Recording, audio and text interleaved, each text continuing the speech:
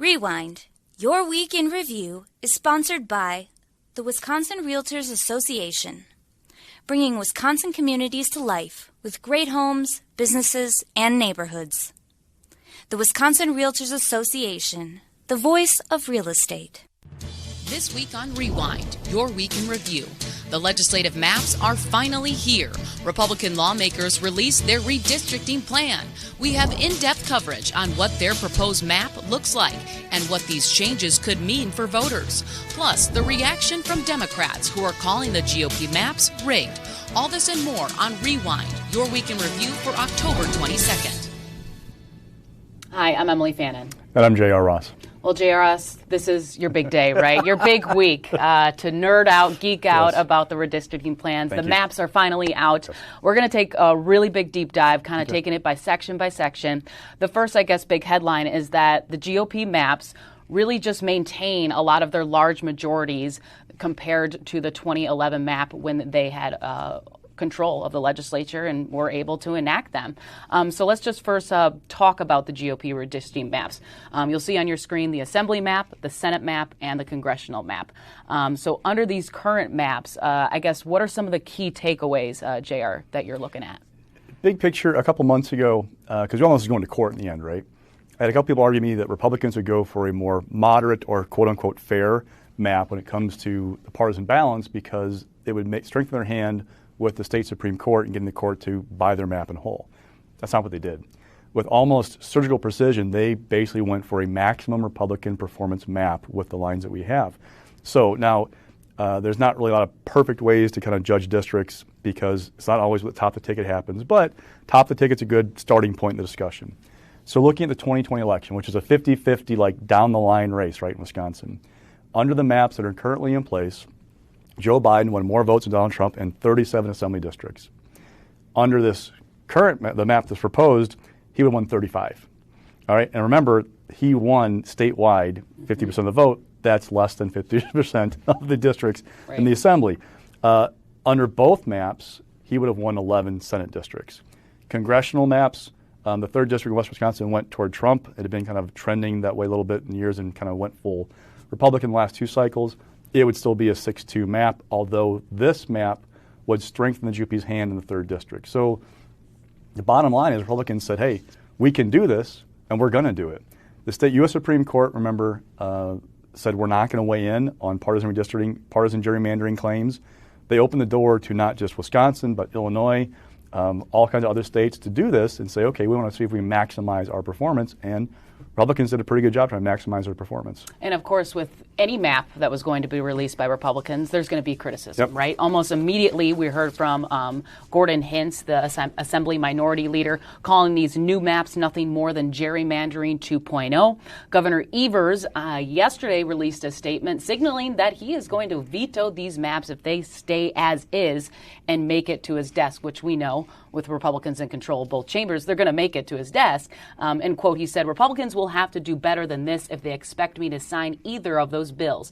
They need to go back to the drawing board. But of course, Speaker Voss is defending them. The legislature took into account plans submitted from all citizens, touting that he got input from a large majority of people and that he took input from the Governor's People's Maps Commission. So he's confident these maps are fair for all Wisconsinites.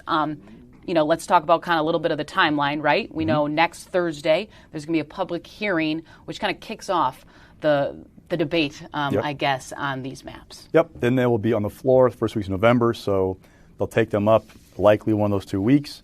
Then the governor's going to veto them. Look, even if they change them, he's going to veto them anyway because these are not what he wants.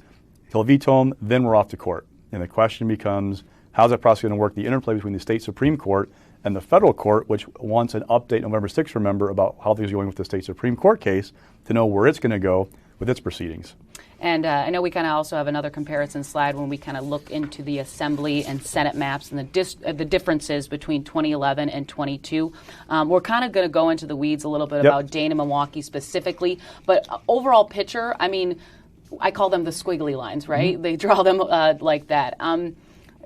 Not dramatic, but a little bit of a difference. Republicans on these maps with a criteria of trying to maintain as much of the core districts you have in place right now as possible. So that's what they did. They maintained the majority that they have and built it in. Now, let's be honest. Even if you have a nonpartisan arm, try to draw maps, there is a Republican advantage geographically in Wisconsin. Democrats tend to live in urban areas. When you live in urban areas or packed in urban areas, it's easier to put you into districts in which you earn fewer spots, right? Because we don't have a great right now Democratic representation in rural Wisconsin. The numbers have cratered there for them. They're not great numbers. It's hard to draw a true 50-50 map. That said, Republicans have taken advantage of the tools at their disposal to lock in some gains. And what's interesting thing, so we talk about Dane County. Let's go there. Dane County is driving or helping to drive Wisconsin's population growth. Dane County grew at 15% over the last decade. One of the fastest growing cities in Wisconsin, State counties. State 3.6%. There are currently 12 assembly districts that have a significant portion of Dane County. Under the map Republicans proposed, there are still 12. Even though Dane County grew significantly, their power politically would not grow in the Republican maps. Now, how do they do this? You just move lines here and there. We've talked before. Redistricting is like squeezing the air in a balloon. Anytime you push somewhere, it's got to go somewhere else. They do little things like takes the southwestern corner of the Dane County district and move a line here, move a line there, and they make it work. So that's how they get to a situation where even though Dane County is growing, it doesn't get more seats. And it could also be the sense where I live on this side of the street, but if in the new maps, I can be on the other side. And just overall, too, you know, what's hard sometimes for people to realize is why do I care, right? Well, we know statewide elections are nail biters. But what happens with these maps are that legislative and Senate seats, you know, there's barely competition. So when you want to talk about who represents you and where you live, it could be major changes of who's going to be representing you. And why it matters, because if these maps became law, and I'm not saying they will because we're a long way from the courts being done with this, if the top of the ticket performs the same as down ticket, you're talking about a veto-proof majority for Republicans in the state Senate. In the Assembly, you're talking about being 2 seats away for veto-proof majority. And now again, in Wisconsin, there are still a handful of seats that don't always act top of ticket as bottom of ticket. Southwestern Wisconsin, for example, is one area where sometimes you have a little bit of a difference. That said, you'd be 2 seats away. If these maps became law, even if Governor Evers won re-election in 2022, Republicans would be on the verge at any moment, at any election moment, of having an ability to basically sideline him, pass whatever they want, and override his vetoes, if they could maintain, you know, unanimity on the veto override. Exactly. Let's just quickly highlight Milwaukee County, because we're going to touch on the people's maps in a little bit too. But there was, I mean, I keep saying this, there was some shift, and specifically about the Senate map that was proposed when we look at the Biden districts and comparing them from election years. Yeah. So here's again an example of just that pushing the air of the balloon. So yes, there are still 11 Biden districts on the new map. But what Republicans want to do would really strengthen their hand in the Milwaukee suburbs, where they've really been hurt by Donald Trump, right? Let's look at the fifth Senate district. Now it's represented by Dale Koyenga, a Republican from Brookfield. He is the top target for Democrats in 2022. Joe Biden won his seat under current lines by 9,455 votes. On the proposed map, he would have won by about 570 votes. Okay? Now, Biden lost the 8th Senate district, represented by Alberta Darling, by 167 votes. Under the map proposed, he would have lost it by about 5,900 votes. All right? Now, how do they do that? Well, the 4th and the 6th Senate districts are heavily Democratic, also 2 majority black districts in Wisconsin, the state Senate. They made them more Democratic. Right. Again, pushing the air of the balloon, moving lines here and there, helps produce a situation where even though Democrats can win statewide, they are not in a position on these maps to win a majority in either house of legislature. Yeah, and Senator Lena Taylor also weighed in on the first drafts of the maps, and she said, and quote, "The idea of any commission that can produce such a redistricting map that could wipe out a black representation in the state Senate is unconscionable." Well, that's about the people's maps, though. Sorry. Oh, I'm out of order. I apologize. Right. So we got a lot of maps, people. We got a lot of maps. A lot of lines. Let's jump there then. Okay. So the people's maps. Now that was also also dropped this week. So they're not done yet. They had the first round of lines that came out September 30th, 29th, something like that. They got criticized because they would reduce the number of majority black, majority Hispanic districts on the maps. They would be more fair, quote unquote. I use the air quotes for fair because That's a loaded word when you talk about maps. I'm saying fair as in like partisan balance. But the maps would be more fair to Democrats in terms of like what they could win, turn the partisan balance statewide. But in doing so, they again drop the number of majority black and Hispanic districts. That's Lena's issue, is you can't do that. Now, here's the deep in the weeds part of this. The Voting Rights Act says that you have to give communities, minority communities, the opportunity to elect a candidate of their choice, okay? The question is, what is that line to hit that benchmark? So right now, we have 2 majority black Senate districts in Wisconsin, 6 majority black Assembly districts, 2 majority Hispanic districts. There is a idea being pushed in some legal circles of coalition districts. What that means is that you're not necessarily a majority black, majority Hispanic district, but you are not a majority white district. You're a coalition, majority minority district, and the key is how do those coalitions vote? So, and I'd hate to like overgeneralize, but let's just say we have green voters and blue voters. Mm-hmm. If those green voters vote for the green candidate all the time, and blue voters vote for the blue candidate all the time, they're not a coalition. Right. But they tend to both vote for the one candidate or the other, that's a coalition. That would then, in theory, allow you to have these coalition districts which would meet the Voting Rights Act. Now, I don't know if that's going to pass muster with the court. 10 years ago, Republicans drew a majority Hispanic district and one Hispanic district that was not quite majority for voting age population. It was getting on the doorstep of there. They argued that when growth was taken into account, future growth, it'd get there, therefore they should be okay.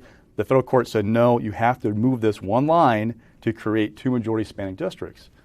That was 10 years ago. Courts have shifted. Where are we at now? And Democrats have realized that the more you pack black and Hispanic voters into certain districts, the more you dilute your power politically, right? Because you end up having super Democratic districts that, yes, they guarantee election of a black or Hispanic candidate, but it also means you're packing your voters into districts and you have less chance to win more seats because of that packing. All right. I think we got most of it, JR. The one thing about the People's Maps that we should notice is they're going to continue taking public input, and then they're going to produce a final product early November. And then for the Republicans' maps, like we mentioned, first public hearing for people's input Thursday, and then expected on the floor early November. And then at some point, these all become submissions to a court somewhere to say, this is the map you should pick. All right. Is everyone still with us? I sure hope so. All right, let's move on. There's so much news this week. And one of the big headlines is, will former Congressman Sean Duffy run for governor? Mm-hmm. He got called out by President Trump over last weekend. Now, former Republican Sean Duffy in 2019 resigned because he wanted to spend more time with his family. But if President Trump is tapping you on the shoulder, I guess you gotta answer his call, right? You have to think about it for sure. Exactly. Let's first just this is the quote from President Trump. Working hard to get very popular and capable former Congressman Sean Duffy for Wisconsin to run for governor. He would be fantastic, a champion athlete. Sean loves the people of Wisconsin and would be virtually unbeatable. Now, we kind of talked about Duffy's history. Mm-hmm. You talked to some sources as well. I did yesterday. He's making some calls, so he's considering. Yes, but I've said a million times, It's a big difference between considering and running. Mm-hmm. And the problem for Sean Duffy is he has done nothing to date to prepare for run 2022. Now, he's moved his family to New Jersey. His wife, Rachel Campos Duffy, is a co-host on Fox News. Sean's a contributor. He's also lobbying. They've got a nice life out in the East Coast. That is not a big deal in terms of like establishing residency in Wisconsin to run. He's still got a cabin up in the Hayward area. It's easy to kind of come back to Wisconsin, establish your voting, all that kind of good stuff. Mm-hmm. It is, though, a sign that you weren't thinking about this before the president called you, and you haven't built a campaign. Sean Duffy has about $2.1 million in his federal campaign account, as a report from last Friday. You can't transfer it to a state account. Right. You got to build it from scratch. Now you can make a PAC donation, stuff like that, but you have to build from scratch a state campaign. He has not done that, which makes people I talk to think this is likely not going to happen. Could he build it? Yes. Right. Could he get up and running? Absolutely. But he's not in position to do it, and he's got a lot of work to do. And oh, by the way, just 2 years ago, he felt the need to resign from Congress, spend more time with his family because his 9th child was going to be born with Down syndrome. Mm-hmm. That child's now 2 years old. Why is it okay now to suddenly say, okay, I can run for statewide office again when I had to leave for my family just 2 years ago. And you're talking about building this campaign. You got to do a lot of groundwork. Well, the only one that's really doing that right now is Rebecca Kleefisch, the former lieutenant governor, who's been, seems like, campaigning ever since she left office. Yeah. And, you know, this could have some impacts if Duffy enters the race.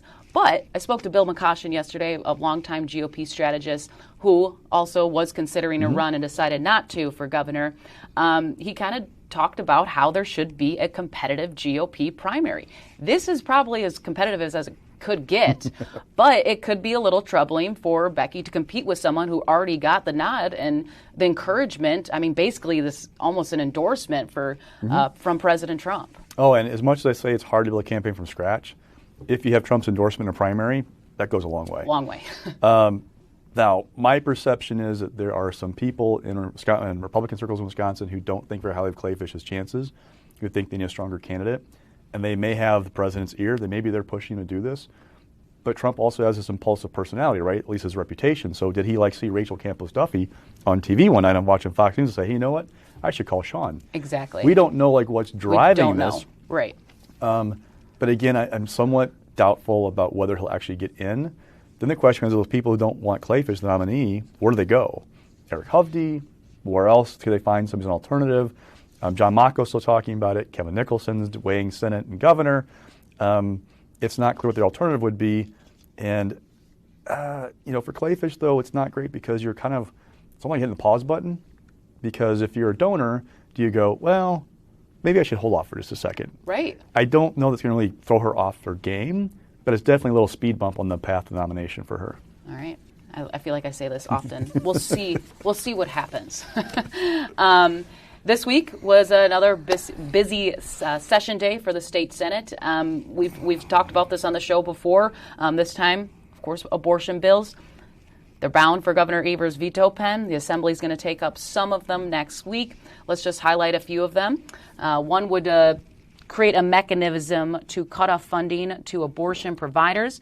Another would require doctors to tell women who are choosing medical-induced abortions that the doctors would have to say that they could be reversed. Now I'll get to some doctors who are disputing that claim. Another one will require doctors to ensure parents an unborn child who tests positive for a congenital condition to receive information about that condition, and just banning abortions overall based on reasons for the child's sex, race, or disability.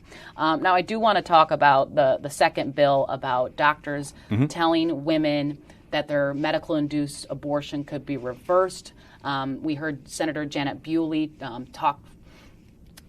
read testimony from an emergency room physician. They're saying that there is no evidence that this is happening. We've had medical groups and advocacy groups also speak out about this bill, that it also could be very potentially harmful for women who go through that. Also want to point out that if the first round of medication doesn't work, women are allowed to take it again. We've talked about a lot of these bills before.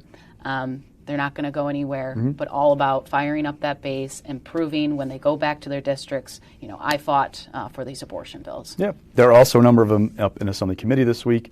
Passed most of them on party lines, though sometimes Republicans oppose some of the bills because they didn't go far enough. For example, the one that would cut off funding for abortion providers, basically if you are a abortion provider or associated with one, you'd be cut off from the Medicaid program, medical assistance. There is an exception under the bill that passed the Senate for providers who perform abortions due to rape, incest, life and health of the mother.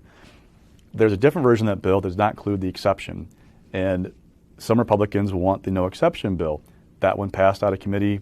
Both passed out of committee in the Assembly, but in one case, one Republican voted against the no exception bill, one voted against the exception bill. Yeah. So it shows you that there is while Democrats cry these as extreme, there's still a farther right position on some of these bills that there might be a couple no votes in the Senate on the Assembly floor when they come up, depending on what version goes to the floor. Some want them to go farther, others to just want it the way it is. Let's just take a quick listen to the debate on these abortion bills, and then we'll move on to the next topic.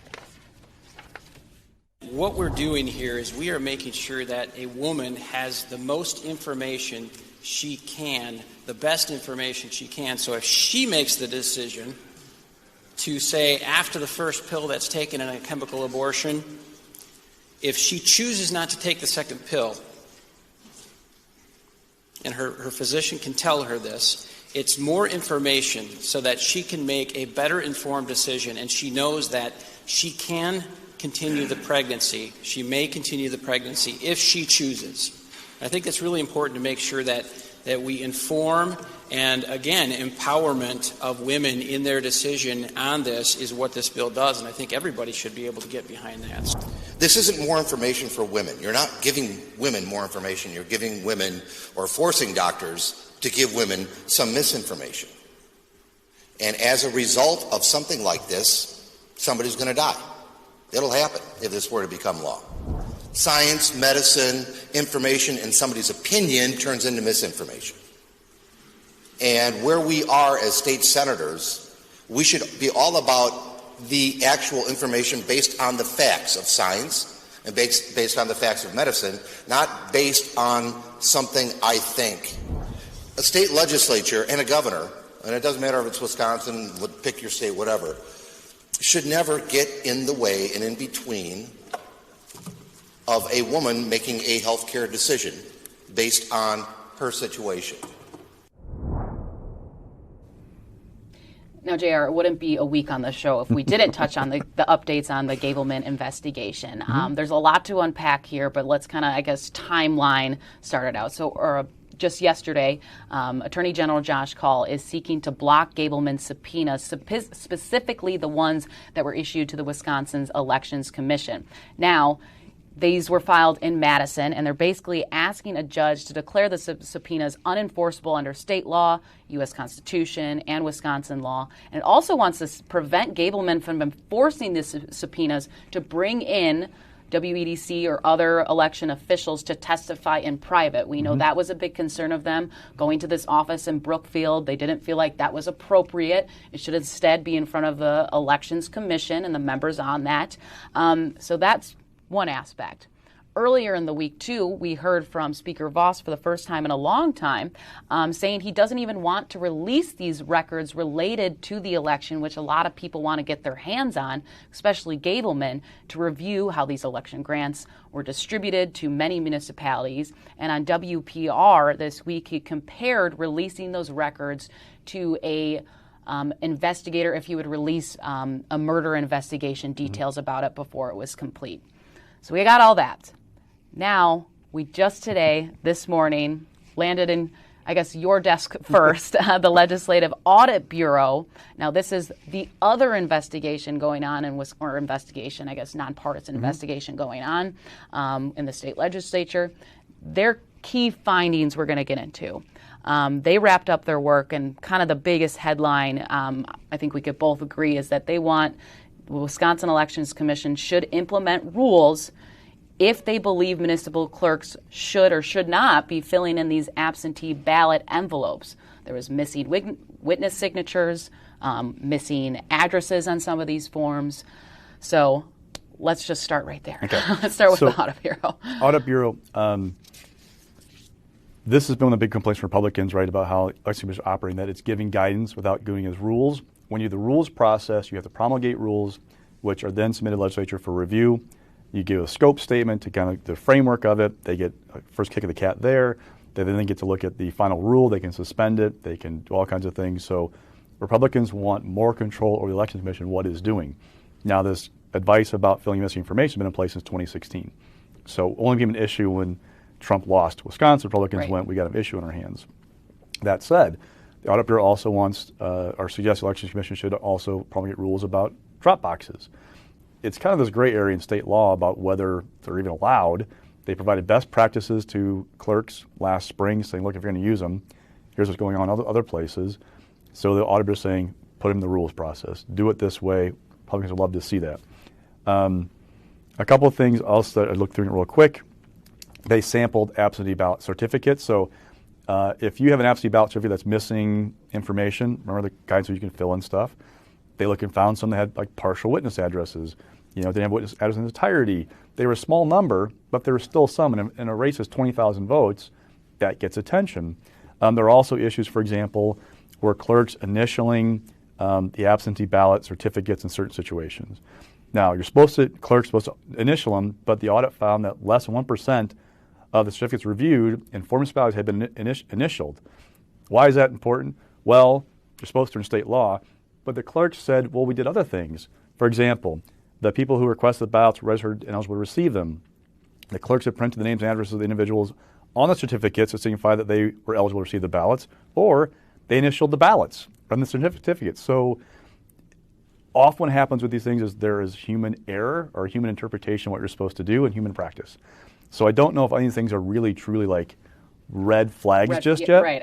It may be human error or human practice that is an issue, and we need to clean up how things are run. And it's important to note that, of course, all of these absentee ballots, clerks saw a huge, massive amounts than any before because of the pandemic. So people were filling these out for the first time. Doesn't make, not saying that, they should have still figured out how to do it, but everyone was kind of going as fast as they could to try to get this done and at least increase participation as much as they could. But it does bring up questions whether or not that was right or wrong for clerks to act. Wrapping up the Gableman thing, kind of what we now know next that he's going to be looking at. Possibly, he's brought up voting machines over the last few days, that he might be looking into that. He's now pushing back the interviews that were scheduled today with clerks. Mayor. The person most knowledgeable of the election. So that thank you. I'm like, now I'm losing my timeline. He's pushing back at least interviews to November 15th with those city officials. Yep. And one quick note about the motion that Call filed. What he's saying is that state law, in his opinion, says you can interview people, but before a committee. Right. You can't bring them in to a private office and do this because you're working under a legislative committee. It also argues that what basically Gableman's doing is a law enforcement action. He's taking depositions. He's acting like a prosecutor. That is a violation of separation of the executive powers, the executive and legislative branches. Now, I obviously am not a lawyer, which I say because lawyers disagree about these things. Right. But this is Call's position, and what's going to be interesting to watch is, does a Dane County judge shut down the Gableman probe, or we end up in court to figure out if he can even do what he's trying to do? Exactly. And is this going to pause Gableman's investigation? We know how long sometimes these suits can take. So is Gableman going to wrap up before that? We don't know. It was supposed to end October 31st. That's not going to happen. That's not going to happen. All right. Stock picks. All right. Rising this week, Mandela Barnes. So he raised $1.1 million. We kind of knew like the rough number last week's show, but we got the report late Friday. He had a better small dollar operation than anybody else in the Senate field, about $400,000 raised. They're called unitemized contributions, $200 or less. Why is that important? Those are the donors who give you $10, $15, $20 at a time. You can hit them up time and time again. They can be the lifeblood of a campaign. They're a huge part of fundraising these days. That's a good sign for Barnes. So you got Galuski. We knew she gave $1 million for a campaign. It was $315,000 in a personal contribution, $685,000 in a loan. Lazary loaned himself $750,000, so his $1 million was a little bit inflated. Johnson raised $906,000. So Barnes outraising everybody. Same time, he's not knocking it out of the park. Nobody is right now.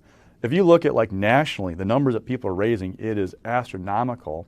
And there's a story this week in Politico about black candidates for the U.S. Senate and what they're raising. And there's like some eye-popping numbers. Barnes is at the back of that pack. So while he's in a great position, he's raising, his first report, he's raised the bar. He's got to raise it higher. And there's Republicans were tickled pink about a story in a national location that raised questions about how much money Dems are raising and if they can beat Johnson. They're like, look, these guys, it's a nice number for like Wisconsin, but it's not enough. Don't forget, however, the State Democratic Party is a fundraising machine. They will have resources galore in that race if they need them.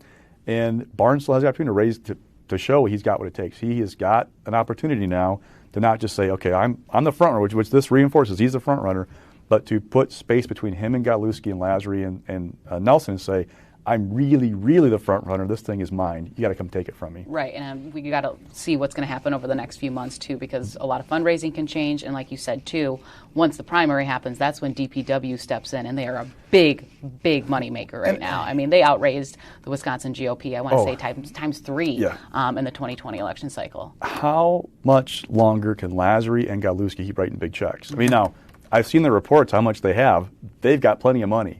But what's their appetite for keeping to write checks? And also, if you're going to keep writing checks, you're not really getting people to buy into your campaign. That's kind of a struggle, right? Being a wealthy candidate, either run on your own checkbook, a la Herb Kohl, or tell people, look, I'm just going to grease the skids, but I need your help. Like, how do you message that it's little bit of challenge for wealthy candidates Right, sometimes. and it's more easier for someone to take out $5 instead of here's a check for 10 grand. Mix. Now this was pretty interesting. I enjoyed reading this article that you wrote about the transgender athlete bills. There was one lawmaker, Republican specifically, who voted against them in committee. Yeah, Joan Ballwig, Marquezan. So look, this is one of those culture war issues that we're seeing ahead of the 2020 election, right? This critical race theory, masks, mandates, COVID, you're just seeing this left and right.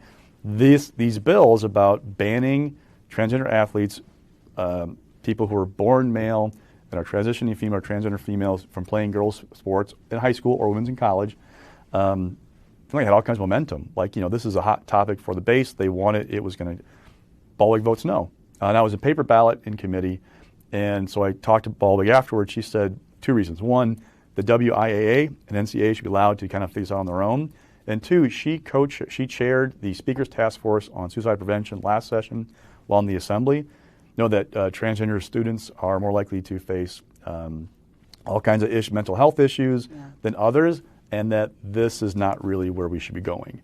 So it's an interesting stand, and it, quite frankly, kind of a bold one at times because bold one to break away from the party. We don't see that often. That's why I was like, very interesting. Get that. Yes, it was paper ballot, so not a lot of people can click in and search those. But my question is, are there three more like her in the Senate caucus? That's what I was just going to bring up. Because it's 21-12 right now. Andre Jacques is still recovering from COVID. He won't be on the floor anytime soon. So you're at 20. Take away Ballwig, you're at 19. You can lose two more and still pass a bill out of the Senate. You can't lose three. So who else is there? Is this more of a process thing? Because Andre Jacques, who's still recovering, but he's chairing the committee and voting by paper ballot, he pushed this through. Is this a process thing where the caucus has to have a conversation? They'll get on board. Ballwig may be a no, but everybody else is going to be okay with it. Or is there a real problem? This bill might not make it through the Senate. All right, we'll see. And might be back next week. Well, nothing's been finalized for the Senate, but the Assembly will. And falling this week is student test scores. DPI released new numbers yesterday. Yeah, look, COVID, not a great time to be a student. Fewer kids took standardized tests, and the ones that did scored worse than they did before. So not great, and it's kind of across the board. It shows the impact of COVID on education and also the ground to be made up from what's been going on. All right, thanks so much, JR. All right, guys, that's it. I'm Emilee Fannon. And I'm JR Ross. We'll see you next week.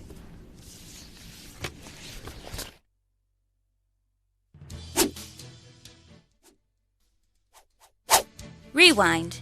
Your Week in Review is sponsored by the Wisconsin Realtors Association, bringing Wisconsin communities to life with great homes, businesses, and neighborhoods. The Wisconsin Realtors Association, the voice of real estate.